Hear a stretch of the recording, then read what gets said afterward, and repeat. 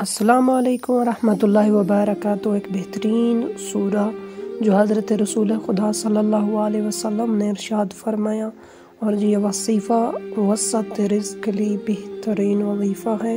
وسط رزق اور حاجات کی قبولیت حضرت رسول خدا صلی اللہ علیہ وسلم نے ارشاد فرمایا، جو شخص ایک ہی وقت میں 180 مرتبہ سورہ قاری کی تلاوت کرے گا تو اس کی حاجات پوری ہوگی۔